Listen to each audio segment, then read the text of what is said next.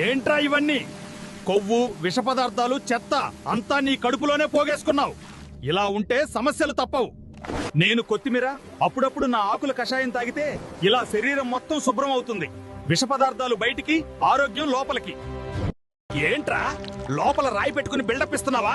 నీళ్లు తాగడానికి టైం లేదు. కోలాలు, జంక్ ఫుడ్ మాత్రం రెగ్యులర్. అందుకే కిడ్నీలో ఇలా రాయి కూర్చుంది చూడు. నేను రణపాల ఆకు. నా కషాయం తాగితే కిడ్నీ ఆరోగ్యంగా ఉండేందుకు సహాయం చేస్తా. లోపల మార్గాలు క్లీన్ అవుతాయి. నేను శనగ బెల్లం ప్రతిరోజు ఖాళీ కడుపుతో తింటే 15 రోజుల్లో శరీరం 5 రెట్లు బలంగా అవుతుంది. బలహీనత పారిపోతుంది. అర్థమైందా? నేను వెల్లుల్లి ప్రతిరోజు తింటే బలం పెరుగుతుంది, మగతనం మేల్కొంటుంది, బలహీనత పారిపోతుంది, శిలాజిత్ లాంటి ప్రభావం వస్తుంది. అర్థమైందా?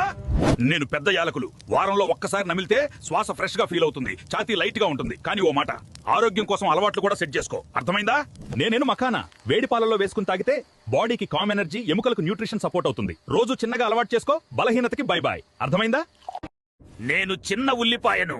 రక్తంలోని కొవ్వును ఊడ్చి రక్త ప్రసరణ సాఫీగా జరిగేలా చేయడం నా పని. నేను అల్లం రక్తాన్ని పలుచగా చేసి రక్తంలో గడ్డలు ఏర్పడకుండా చేయడంలో సహాయపడతాను.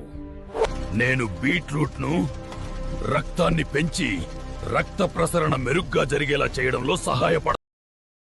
Download ShareChat.